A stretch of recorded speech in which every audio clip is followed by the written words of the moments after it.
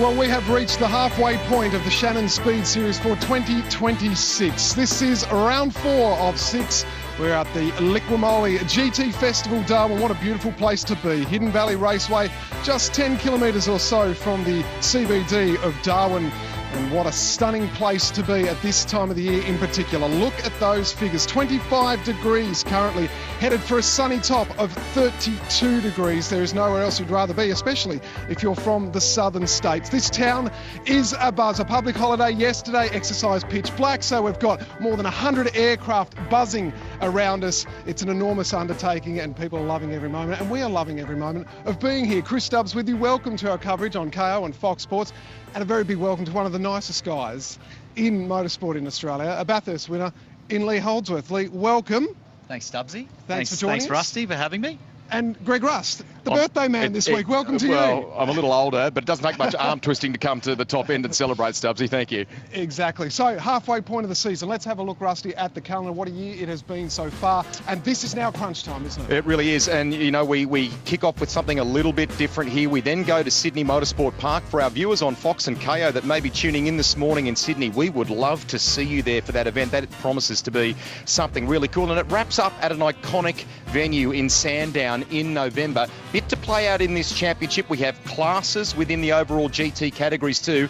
There's going to be some exciting stuff in the second half here, Chris. Absolutely, and exciting stuff today across our 4 categories. So qualifying is where we'll kick off. We've got the Monochrome GT4 Australia Series, followed by Motorcraft Mustang Cup Australia, then GT World Challenge Australia, and the Territory Tours. There is something for everyone in that grid. Looking forward to that. And then we go racing. First of all with Monochrome GT4 Australia, Motorcraft Mustang Cup, and then, yes, GT World Challenge Australia. Wrapping up our coverage today. Looking forward to that. Lee, you know not only how to win Australia's greatest race in a supercar, you know a thing or two about GT3 as well. Tell us, though, being part of the broadcast, any nerves?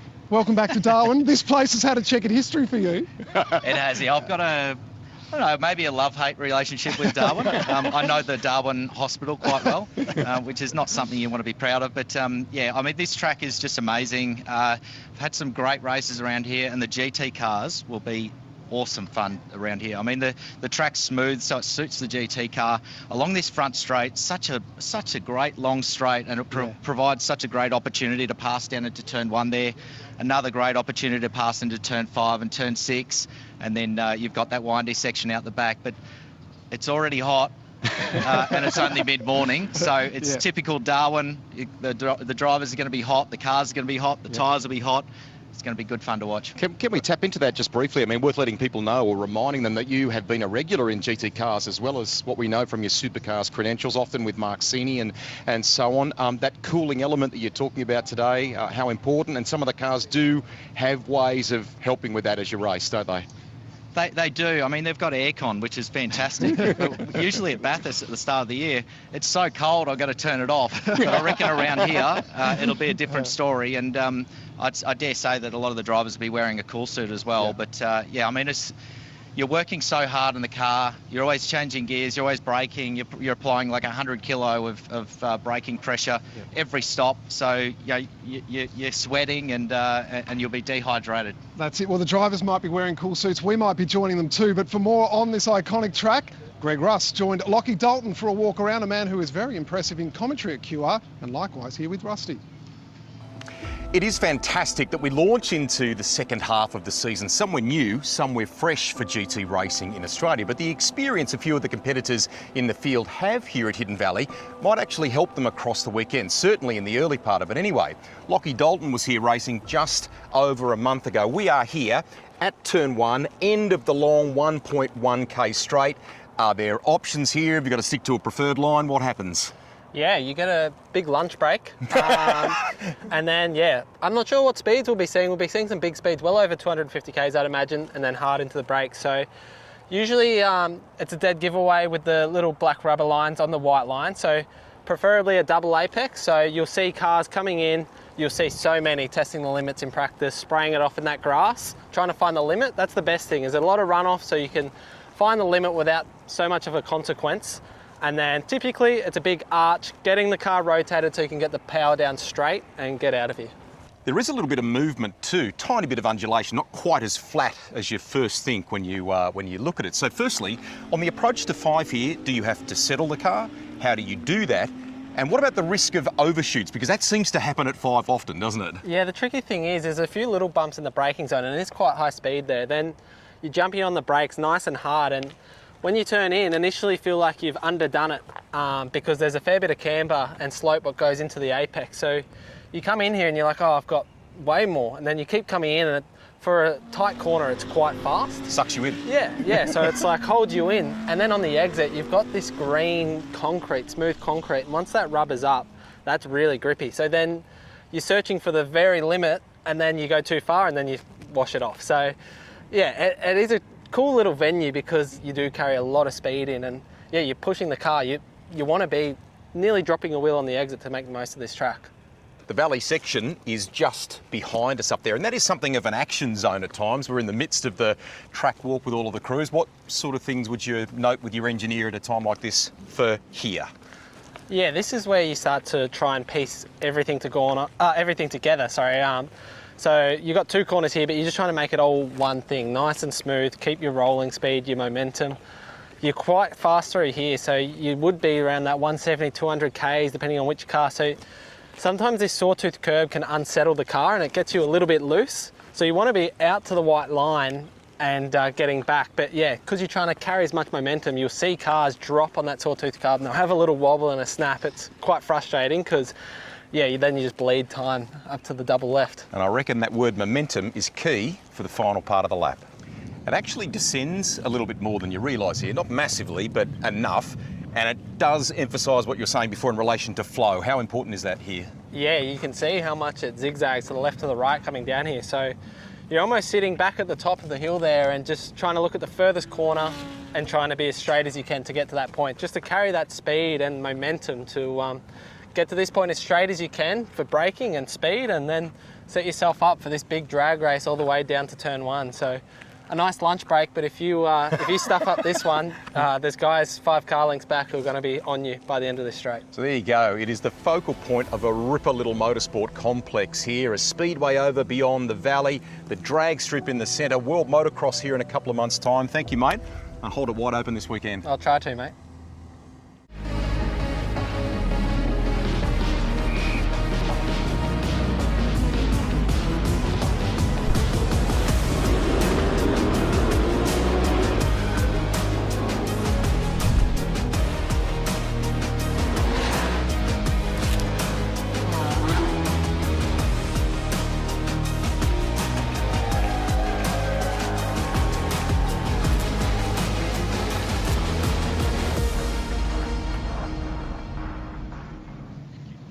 We are minutes away from qualifying mode for the Monochrome GT4 Australia. So I thought we'd take an opportunity to chat to a rising star, not only in GT4 spec, but of course, supercars as well.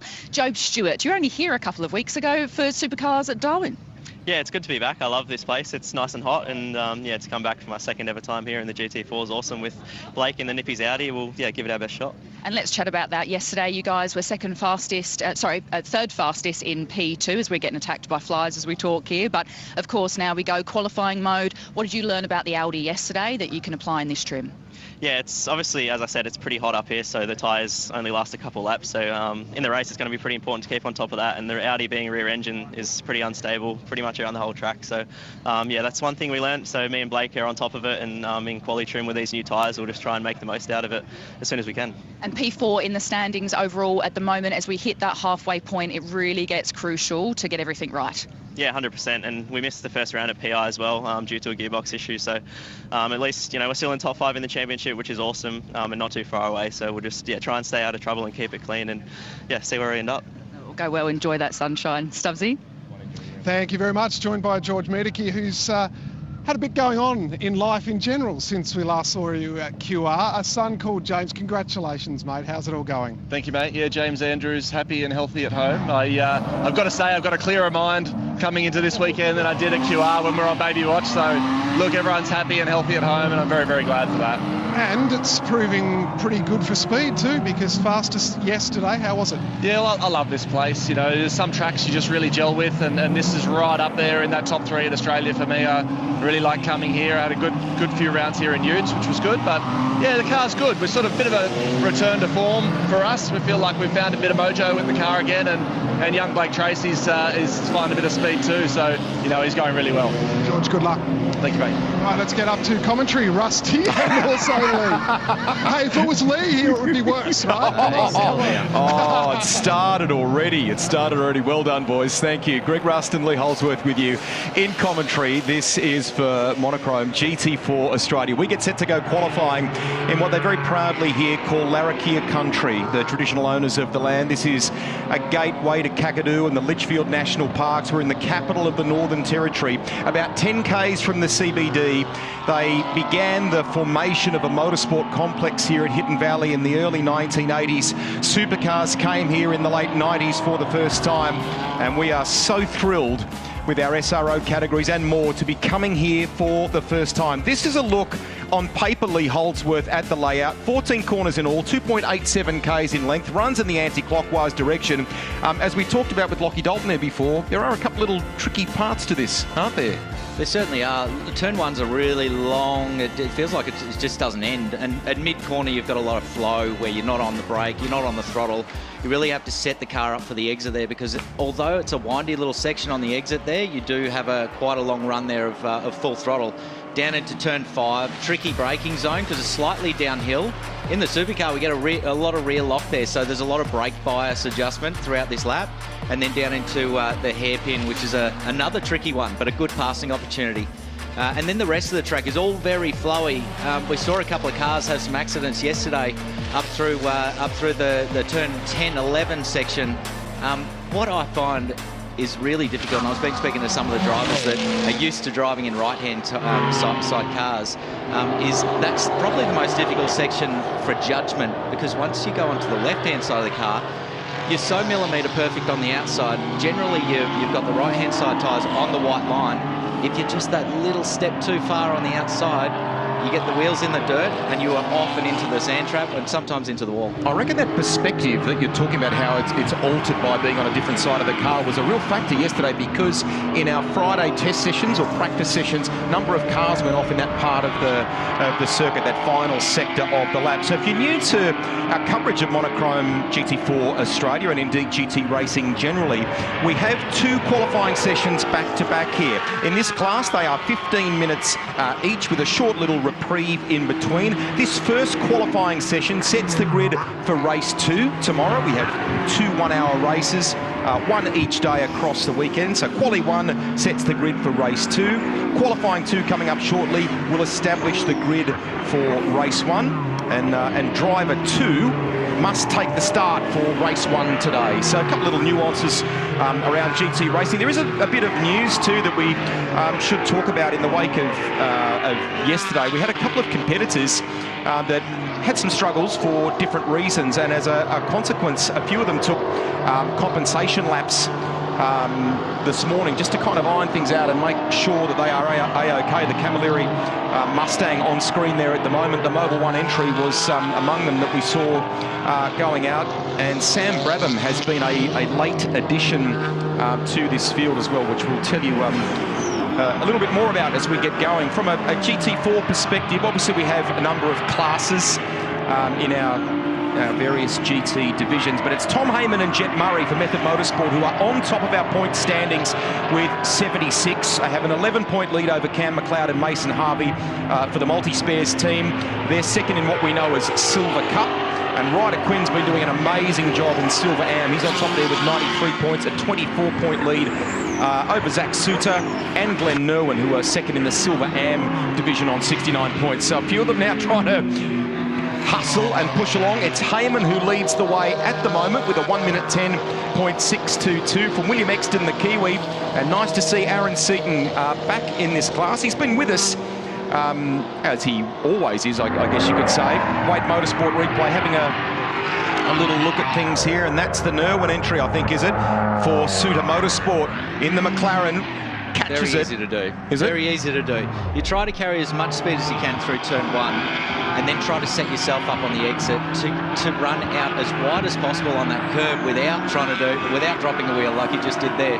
But you're on the edge the whole time, and as the tyres get a little bit more overheated, you start seeing a little bit more of that. But what they'll be doing at this stage is the tyres will be in the window to have a real crack at it. So you'll start seeing the lap time starting to drop, and we see a lot of purple sectors right now being set. So the first couple of laps, you're trying to build temperature into the tyres. There's a lot of weaving and braking going on to build that temperature through the brakes and into the tyre. And then once you feel that grip, you go for it. And you've only really got 2 laps to do it. Because the surface temp of this track is so hot, it's all sunshine today, there's no clouds. It doesn't take long for the tyre to heat up, but it doesn't take long for the tyre to drop out of that window of performance. Got you. Headed for highs of 32 degrees ambient today. We should reach that at about 1:30 today. Little bit of curb hopping on the way in, and that's interesting because some competitors in the field here have raced other categories at Hidden Valley, like supercars and so on. And I think the general feeling out of Friday testing or Friday practice was some of the curbing off to the exit of the corner, which is a little flatter, probably okay to use a bit of that, but those higher inside curbs, probably just kiss them, maybe don't go too aggressive with them. Would that be fair? 100%, Rusty. They're very aggressive. We call them sausage curbs. In the supercar, you can use them because we have a lot of clearance, we have a lot of suspension travel. But in these kinds of cars, GT4s and the GT cars, they're so stiffly sprung that if you take too much curb, they can launch you off the track. So you've got to be very, very careful. But on the exits of these curbs, what you'll see is, as you described, there's that flat concrete section. You actually try to get to that as quickly as possible because on the sawtooth curb on the exit, you don't have much grip, so you try to get to the outside flat part as soon as possible. Got you. Session being led at the moment with just over 7.5 minutes remaining by the Kiwi, William Exton from Tom Heyman, our points leader, who we detailed there before. Blake Tracy up into 3rd now, and Sam Paley, the American, is in the top 5. Nice job there. He's really enjoying, as we take a look at that 62. There he is, Sam on screen there now.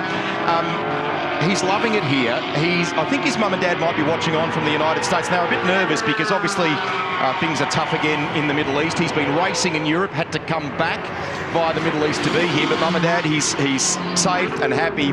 And he said on socials, he goes, now, Darwin, Northern Territory, this is what Americans think of when it comes to Australia. That's the way he described it. Well, it's actually what you see in all the Australian movies, isn't it? Exactly. It's typical of that. Very down-to-earth people up here, which is great. Great. Silver Am being led at the moment by Aaron Seaton. That's great because there's a story in that which both Chris and Charlie will chase for us over the weekend with our pit lane updates and so on. Obviously, Aaron has been with us, continuing his role in a kind of engineering sense, but that car that he shares with Jason Gomersall, massive damage at the Bend round of the championship. Lots of work happening to get them back in the game, and terrific to see them here having a good opening to the account as well. And Caleb Patterson is 11th at the moment. Got a good story coming up there. Charlie caught up with him earlier in the weekend too, and we'll bring you that a little bit later. It is, I should point out, I mentioned that it's Glenn Nerwin who is sharing the car with Zach Suter. It's actually Zach at the wheel of that car at the moment. He sits in 5th place. Been quite a big year of change for Zach. They run their own team. He's made a presence in recent years in TCR, for example, has made a switch across to Monochrome GT4 Australia, loving the McLaren, and they run a number of cars in that outfit. So he's kind of, in one sense, Lee, got a team owner or a team boss sort of cap on, but great that he gets to enjoy the racing when it comes to the main part of the weekend. Absolutely. Have a look at this gap between 1st and 10th. 3 tenths. It's super close. We've got 5 minutes remaining of qualifying. I dare say there's probably not too much left in the tyres, but some Tracy, Suter setting personal bests in the first sector. Let's see if they can finish it off. Seeing some numbers pop up there for Blake Purdy before who goes to the top in the Audi with a 109.821. So now we heard from Job Stewart at the top of the coverage there today, and the fact that they weren't with us for the opening round, but since then the resurgence, if you like, by that combination in the Audi, and he's continuing to light up the board here. Has just gone fastest again in the first sector. So maybe a little of what you were talking about before, highlight, you know, get everything up to temperature, getting up to the perfect kind of working moment, and now he's executing. That's great stuff. Sometimes you can put the first sector together, but if the tyres are gone a little bit off, it's very hard to then continue, which you see now in the second sector he's dropped off. So although you get the confidence to go deeper and deeper under brakes into turn one, sometimes that pays off for the first sector, but then the rear tyres are not there for the rest of the lap. Temp at the moment is about 25.5 degrees. As I said, we're going to get up as high as 32, but probably the main thing as we walked up into the commentary box before was the way the wind has picked up compared to Friday. So southeasterly, about 20 to 30 knots, big headwind coming into turn one for competitors. And when you've got a 1.1k straight like this and the chance to kind of use all of that, that's a factor, isn't it? You know what it's good for?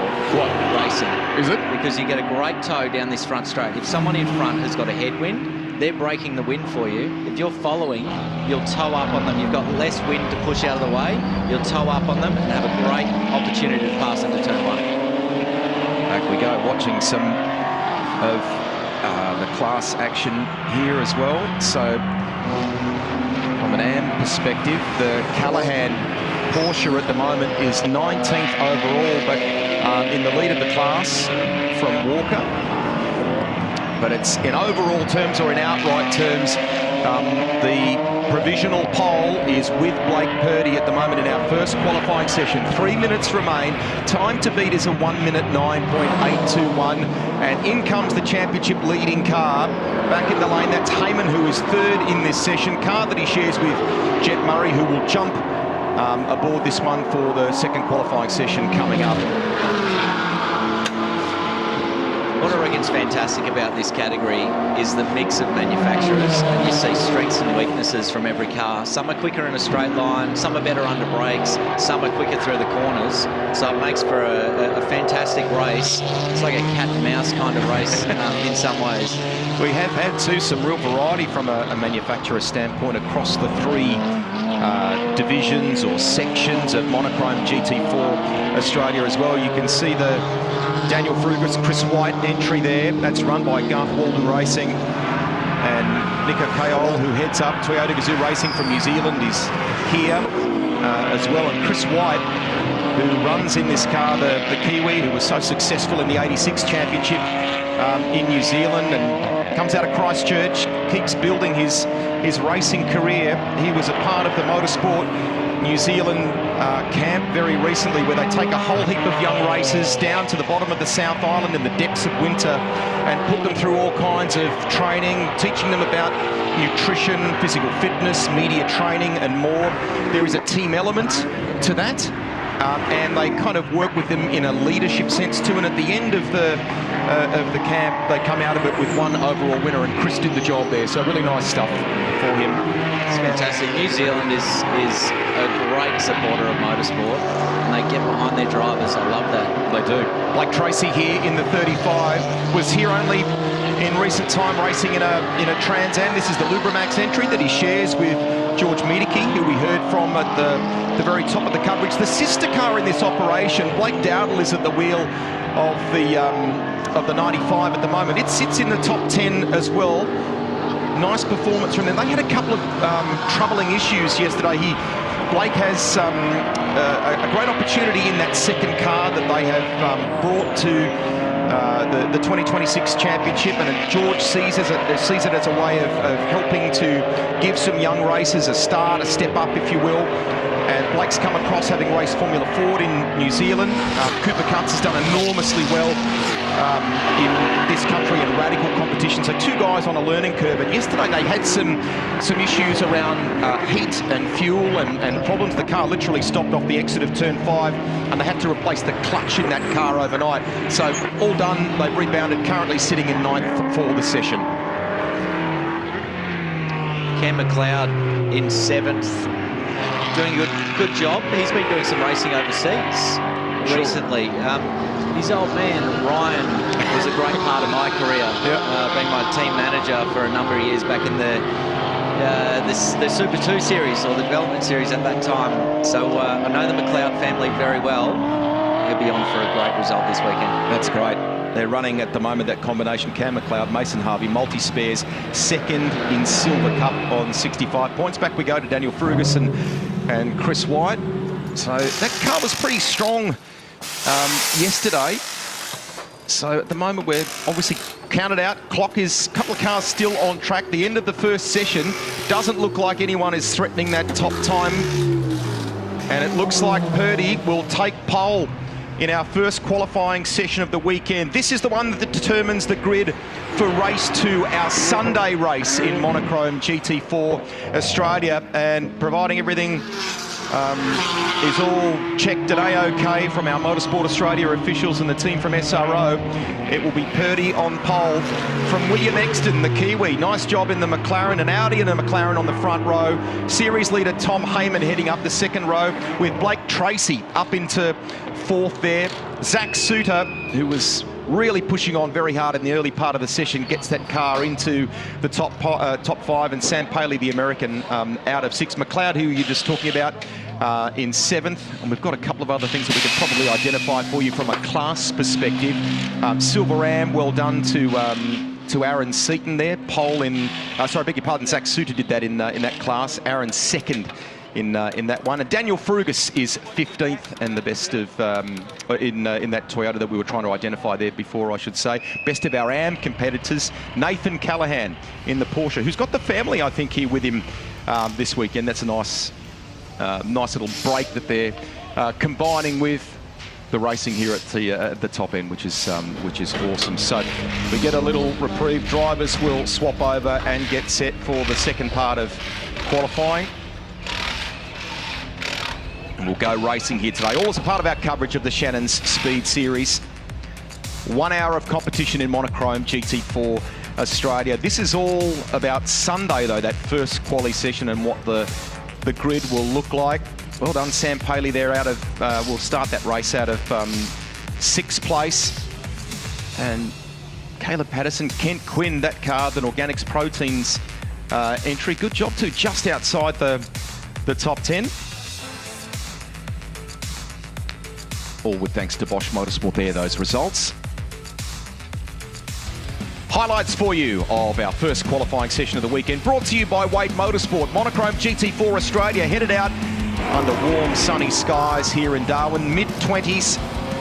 Everyone got themselves up to the ideal temperatures and pressures, but they pushed the boundaries along the way, didn't they? Trying to squeeze as Zach Suter. That probably at first glance for us in the broadcast looks easy. It would have been quite busy at the wheel there, I would have thought. Yeah, absolutely. They've all tried. Well, this is where you have to find the limit, isn't it, in qualifying? If you're not doing that, then you're not doing the job. You're not doing the job. So you find the limit and you just you bring it back one little step, just to find that perfect balance. View from our drone on high there.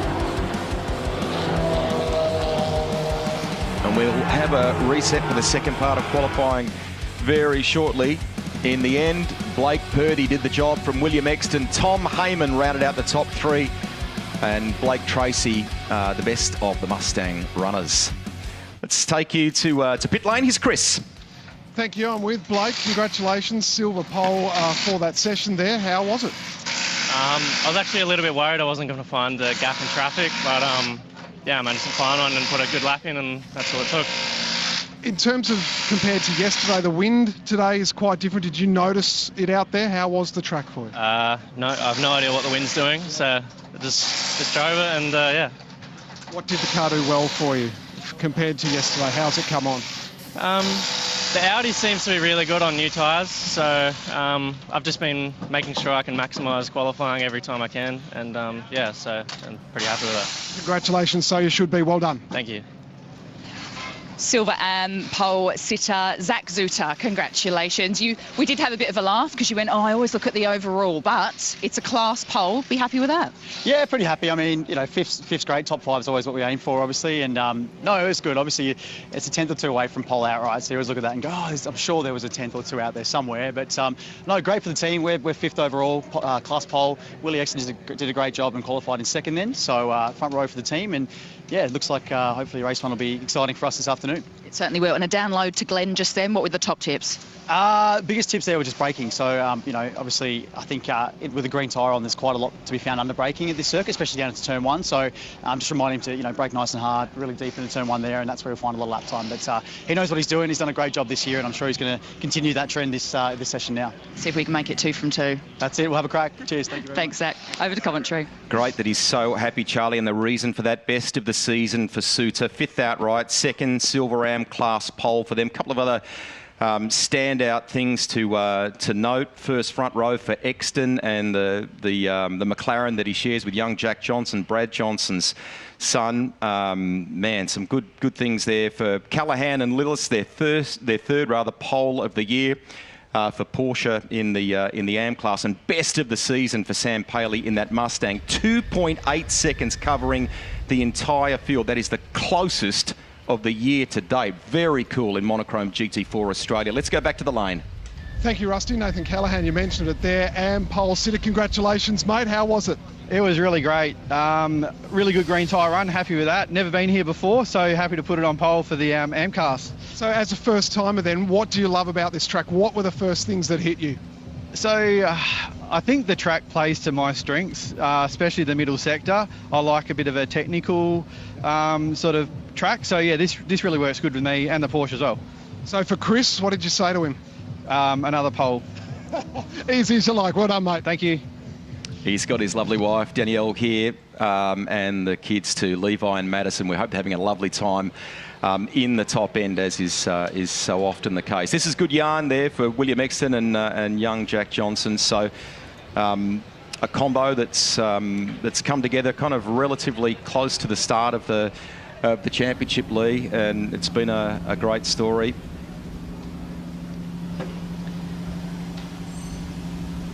Seeing what we're up to here. A couple of little final checks, and we're almost ready to get into the second qualifying session. So there'll be a bit of coaching going on from the main drivers. Give them a bit of heads up on how the car was handling in that first session. Why don't we paint a little picture for you of what it's like from a driver's perspective as we jump on board now and take a look at Hidden Valley from the driver's perspective. Hey guys, Zach Suter from Tough Lift Racing by Team Suter Motorsport here. I'm driving my McLaren Artura GT4 that I share with Glenn Irwin. I'm going to take you for a lap of Hidden Valley Raceway in Darwin. My first time here, the team's first time here. Really cool circuit. Glad we made the trip up. So heading down to turn 1, very long straight here, over a kilometre long. A nice hard brake down here into turn 1. Looking for the 100 metre board on the picks, nice and hard. Twin apex here, grab the first one, let the car wash out a little bit wide, then try and rotate it back and get a nice clean exit. Trying to get the power down as soon as you can. I clipped the inside curb a little bit there, probably not how you do it, but all good, decent run. Coming up through here to our next corner through here, nice hard brake in this right-hander. Bit of a tricky corner, got to be nice and patient on the throttle. It's easy to sort of jump on it too quickly and then wash out wide and take too much curb or even a bit of dirt. This next left-hander, nice and hard on the brakes again. You feel like you're waiting forever in the middle of this tight hairpin here. You're just sort of basically rolling and nothing going on, and then bang, back on the accelerator. This right-hander here is nice and quick. Breathe off the throttle for a little bit, back on it nice and hard, and then a bit of a zigzag through this section here. It's all flat out, so nice and easy. This section, and I'm pretty certain this lap probably didn't get it quite right, ran a little bit wide, missed the apex at turn 10 there, but really technical little section here. It looks a lot easier on paper than what it is when you actually get behind the wheel. Last corner, super important, super long run down the straight here, so we want to get a nice clean exit. Looks like that was pretty good. And there you have it, that's the lap of Hidden Valley Raceway, guys. Thanks for coming, and we'll see where we end up in the races. Great job in the description there, and you can hear just how nice and animated he was, Zach Suter. Just to clarify too, I think I've, in the aging grey matter, dived into some GT World Challenge Australia regulation, if you will. So for GT4, the qualifying session that we have just seen sets the grid for today's race. This second qualifying session for Monochrome Australia GT4 will establish our grid for tomorrow, but it is the other way around in GT3. So, Lee, little programming issue on my part. My apologies there. Let's go back to the lane now. Thanks, Rusty. One of the great storylines is that Dean Campbell is back in the GT4 lane, and he's brought with him Cody Bircher. Welcome back, which is fantastic. How did you find it out there in the Ford? Yeah, it's I mean, it's very different to what I'm used to, but yeah, it's awesome to be back in GT4 and racing with Dean as well, another new car. So, or you know, a new car for me to drive. So, no, it's good. Dino's doing a great job. He's about to go out there for qualies, so hopefully he can put it up the front somewhere. And just quickly, let's talk about a little bit about those differences with the BMW. What's sticking out to you? Oh, you know, these things, they feel a lot softer. You know, you've obviously got a V8 under here instead of a 6-cylinder, so.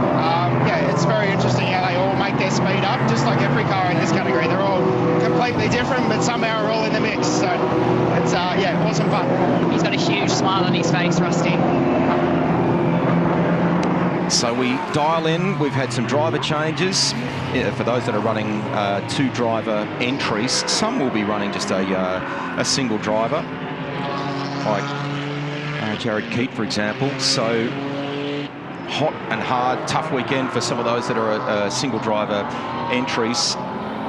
We're really looking forward to seeing now what some of the other combos in the car can deliver. And great to see Sam Brabham at the wheel of the 58. That's a late change in that car.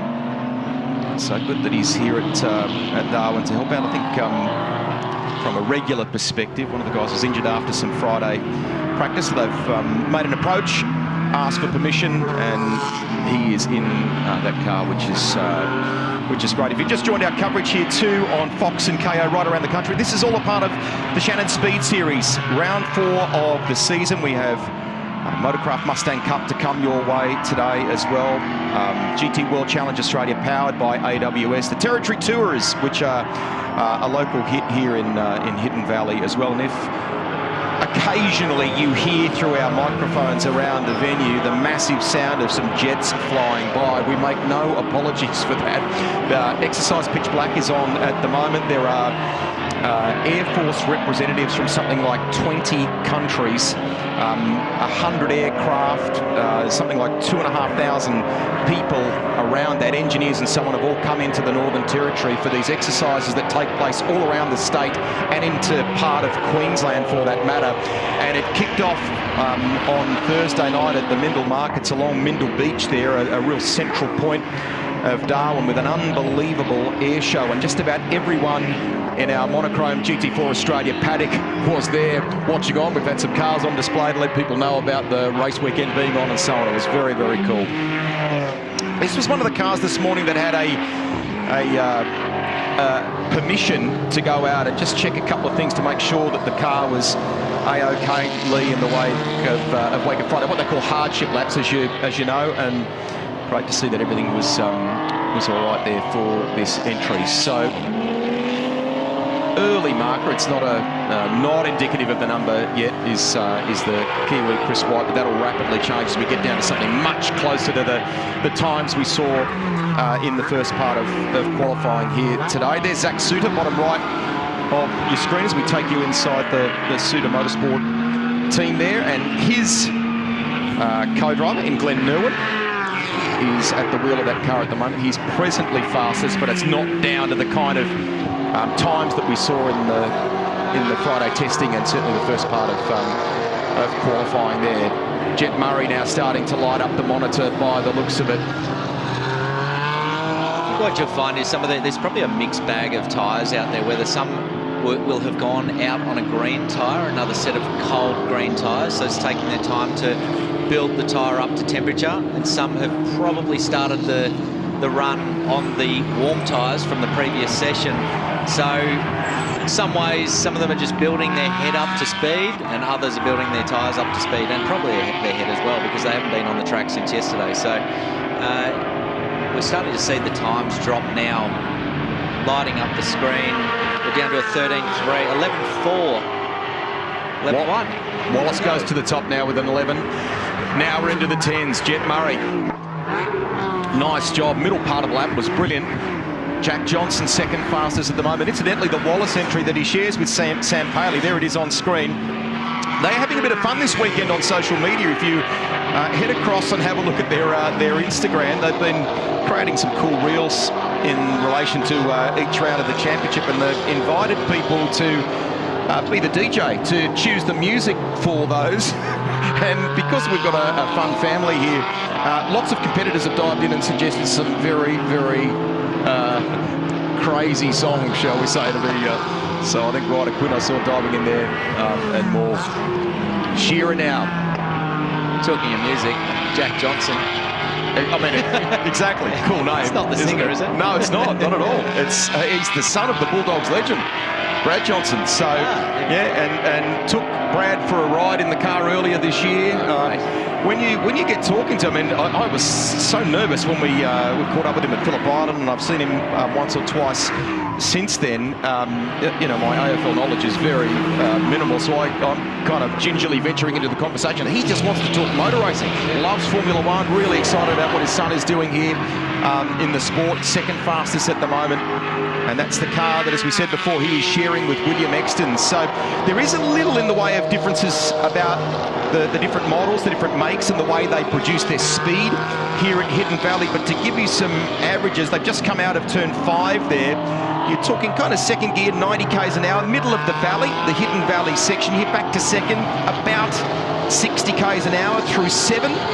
Third gear, 130 k's an hour, and then they work down the final part of the lap here, down toward turn 14, real flowing section as we talked about with Lockie Dalton, and that is back to second gear, 90 k's an hour. And I would imagine, Lee, you want to try and use as much of this as you possibly can, so you've got great speed at the end of the 1.1k straight. Yeah, correct. Everything you're trying to do to get onto the straight is to set yourself up to get the best run down to turn 1 possible without giving up too much. So you do have a little bit of a sacrifice mid-corner through the final couple of corners, but then you want to get on the throttle and make that straight as long as possible. It's 1.1 kilometres long, but you try to make it even longer. Top speed of about 240 k's an hour at this point, asking a lot of the brakes, that long sweeping left-hander that Lee talked about. Turn 1. Just beyond our screens here. So from what are we talking from a class perspective? Again, Silverand being led by the Nerwin Suter entry, their 9th outright in this session. Glenn doing a really nice job. And Jared Keaton, who's been competing in the Australian Rally Championship, is the best of our AM competitors as well. He's been sharing that car with Tony D'Alberto in recent events, but has gone solo for this round. So competing in the ARC, I think picked up a podium in his class at the last round of the championship there in Narooma, and then a very different discipline back behind the wheel of these machines here in GT4. Here's the Glenn Walden entry. Looked pretty sharp yesterday, the combo for both Frugus and White.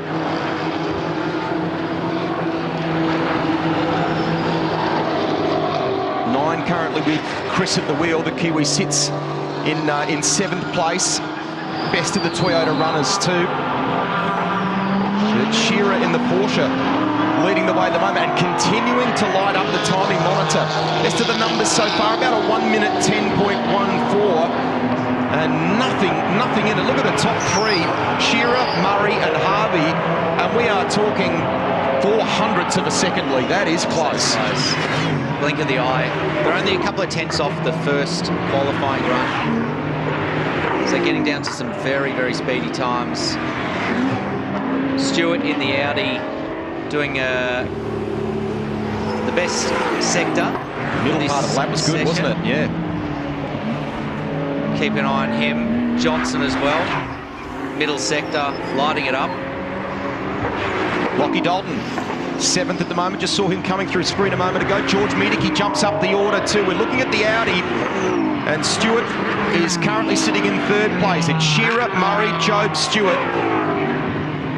0.08 of a second between the top 2. 0.2 of a second for the top 3. Harvey is sitting in 4th now. Nice work. Then it's back to Johnson. Wallace, Dalton, Chris White, who we were talking about before, and Jay Murray completes the top 10. Nerwin still the best of the Silver AM competitors. It looks like it's pretty close in AM as well. Not much in it there. 0.07 of a second to determine pole in that class in AM. That's close.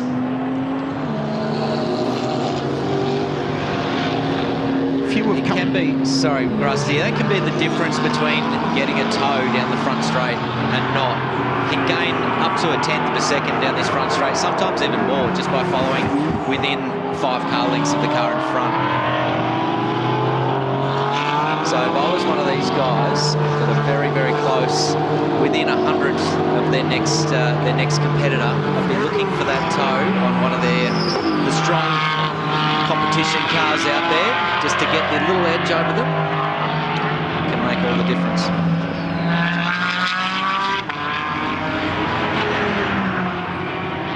That's the 46 leading the way for Renan Motorsport at the moment. Jensen Shearer, the Porsche Cayman GT4 RS. Jet Murray's come back into the pit lane.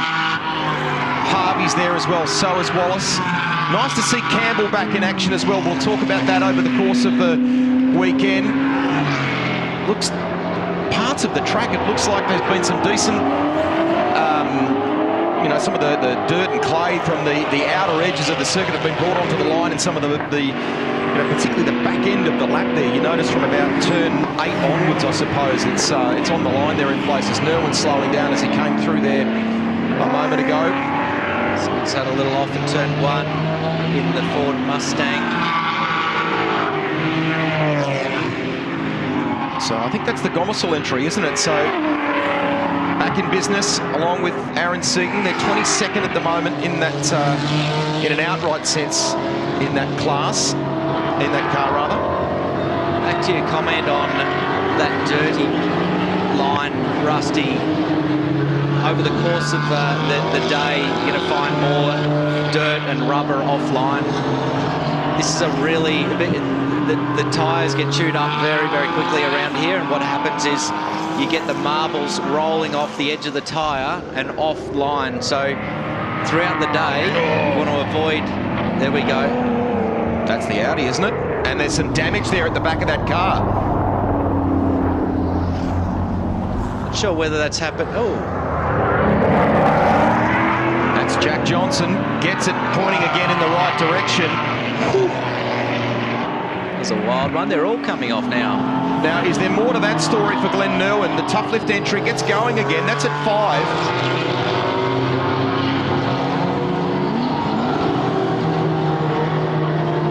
So while this continues to play out, just from a milestone perspective, this could be, we're not done yet, obviously. We've got 2.5 minutes remaining. Jensen Shearer's never qualified better than 5th. At the moment, on provisional pole by 0.08 of a second over Jet Murray, then Job Stewart. We've got maybe the chance for some late runners here to steal the glory, but it could be a really special moment for Jensen Shearer. Back to the Wade Motorsport replay. That's just showing that bodywork. Does it finally part company? A good portion of it does. So I assume that may have happened on the exit of turn 1, where he's hit the curb, run off wide, and maybe it's just ripped a little bit of bodywork off on the curb. Now, has Shearer and Jet Murray called time on this? Minute 51 to go. This is the chance for the likes of Job Stewart. Back we go again to Jack Johnson's entry. So he's in the lane. Camilleri's back in the lane as well, along with Glenn Nerwin. And the Gomersall entry, which we saw having that little moment before, is back in pit lane as well. Just 1.5 minutes to go in this second qualifying session. This will sort things for Sunday for Monochrome GT4 Australia. 2 one-hour races in this class with mandatory pit stops to come as well, all in the beautiful warmth of Darwin. Something new for the championship, a great new destination. They're not afraid and very keen, I think, often to do that, the SRO organisers, to take their constituents, their competitors, to something new along the way. The Supra gets out of the way, the Lubramax entry. That's, I think, was that George Medicki coming through there? So Nice piece of work by Chris White, who's 8th for the session, the Kiwi. And that Toyota Supra. So the top 3 sitting in pit lane. I don't think we're going to get a change here. Yeah, feeling like they've got the best out of their tyres. Track's heating up. Generally, that means less grip throughout the day. Pole provisionally in Silverham to Glenn Irwin and to Zach Suter, looking like going back-to-back in our 2 qualifying sessions for that class here today for Monochrome GT4 Australia. This could be the first pole for Shearer. 5th different pole sitter of the year and Porsche's first outright. Pretty special. Checkered flag waves, not seeing anything in the way of sectors that suggest that someone's going to upset the storyline here. Jet Murray to join him on the front row for race 2. Job Stewart will head up the second row with Mason Harvey, and then George Miedeke. Johnson we saw back in the pit lane there before, after that complete pirouette, that 360. We'll start on the outside of the second row of the grid, but that should be it. What a terrific story for Jensen Shearer and for Porsche. First pole for Jensen Shearer. You'll always remember that one. Hell First yeah. pole's always very special. So great job by Jensen Shearer. And it's almost an identical time to the pole for Q1. Well played, and only by 0.08 of a second over Jet Murray, so it was a very close finish to things. And if you look back, in fact, the top 12 competitors, nothing in it. Only a second, I think, covers the top 12 in this class. So very good result from a class perspective. Well done to Glenn Irwin. Great story that. I know we've covered it before in the broadcast, but he reached out. I think he DM'd Zach Suter. Fundamentally started as a fan, came out and did some competition with him in TCR, and has continued that association here in the McLaren in Monochrome GT4 Australia. Shearer does it in an outright sense in the Renault Motorsport Porsche. Congratulations. From a Silverham point of view, it's Glenn Irwin who takes it. Jared Cate does it in the Mustang for the AM class as well. Lots to look forward to in that race. That's your Bosch Motorsport results for qualifying 2 of Monochrome GT4 Australia. Our Wade Motorsport highlights for the second qualifying session for Monochrome GT4 Australia at a new venue at Hidden Valley in the top end, setting the grid for the second race of the weekend.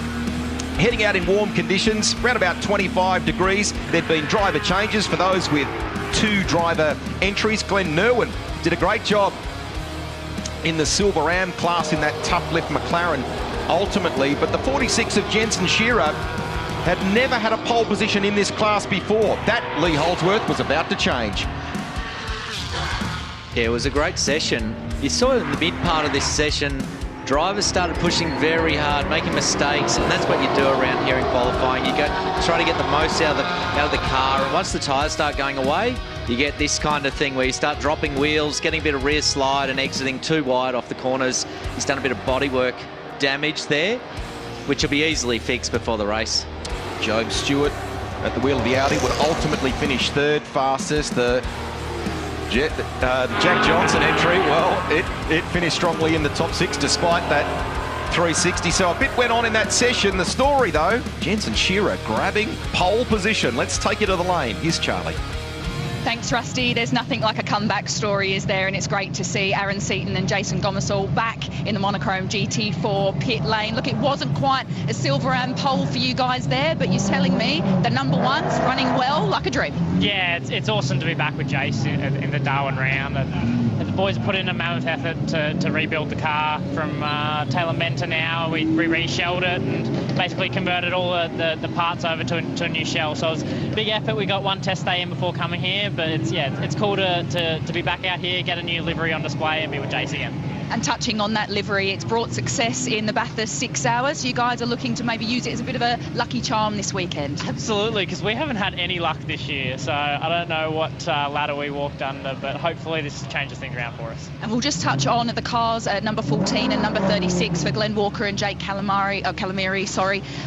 There was the hardship laps. How has that all panned out in this session? Yeah, I haven't been able to speak to them yet, but I believe all's running well. So yeah, looking forward to racing them guys out there today. Good luck in the race. Thank you.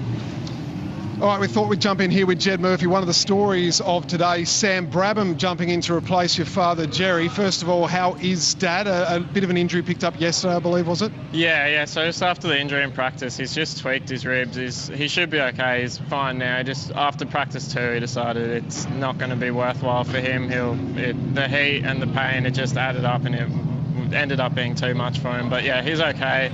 Just doesn't feel it's safe to go out there himself. Not a bad sub, though, when you get someone with the surname of Brabham, right? Yeah, exactly. It was really lucky we had Sam here. The saying is to bring your stuff to the track, and he didn't. So he's got Zach's suit and everything on. All the boys joined together to get him in. But yeah, it's really good because as the engineer, he now isn't guessing interpreting what I'm saying. He can directly give feedback. He knows what the car feels like when it's in the window because he drove it before.